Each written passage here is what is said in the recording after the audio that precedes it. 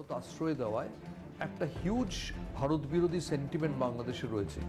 এবার তুমি নিশ্চিত থাকতে পারো ওই টেস্ট ম্যাচের আগে সোশ্যাল মিডিয়ায় পদ্মাপার থেকে খুব একটা ভালো কিছু অভিব্যক্তি হয়তো ভারতের দিকে উড়ে আসবে না। আপনার হয়তো আগ্রহ নেই রাজনীতিতে, তবে পলিটিক্সের ঠিকই ইন্টারেস্ট আছে আপনার ব্যাপারে। কোনো কিছুই আদতে পুরোপুরি রাজনীতির বাইরে নয়, খেলা কিংবা ক্রিকেটও। ভারত আর বাংলাদেশের জনমানুষের পারস্পরিক সম্পর্ক সবসময় নিবিড়, ঐতিহাসিক। তবে বিভাজন তৈরি করেছে ডিভাইড অ্যান্ড রুলের নিয়মে সরকার যারা চালায় সেসব ক্ষমতাসীনরা।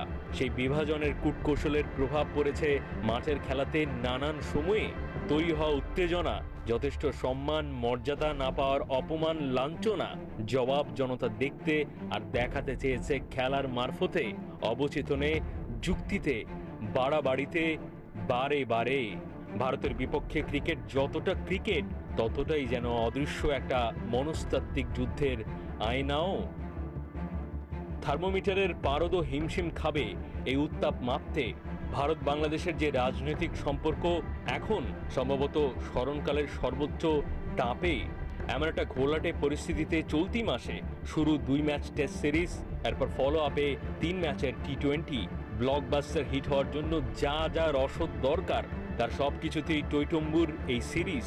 ভারতীয় প্রথিতযশা ক্রীড়া সাংবাদিক গৌতম ভট্টাচার্য মানছেন। এবং ইন্টারেস্টিং হবে জয়জ্যোতি, বাংলাদেশ সেপ্টেম্বরে ভারত সফরে আসে, 2টো টেস্ট।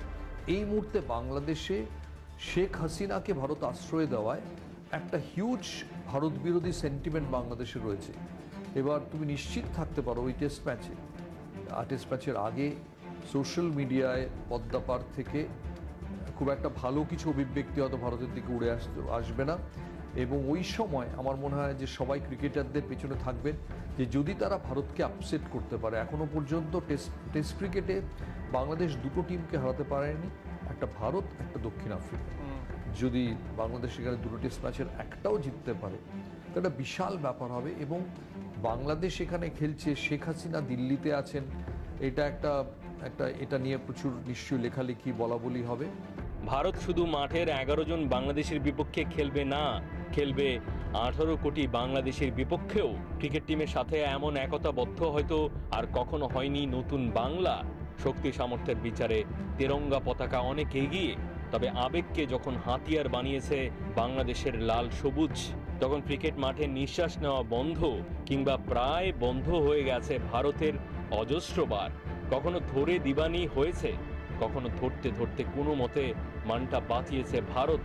বাংলাদেশে রাজনৈতিক বিপ্লব হয়েছে অগাস্টে, ক্রিকেট বিপ্লবের মঞ্চ প্রস্তুত সেপ্টেম্বরে, অক্টোবরে।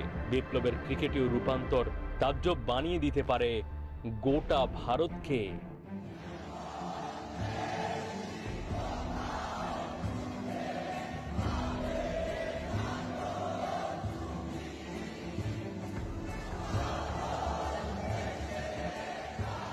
মাহাদি হাসান, ৭১।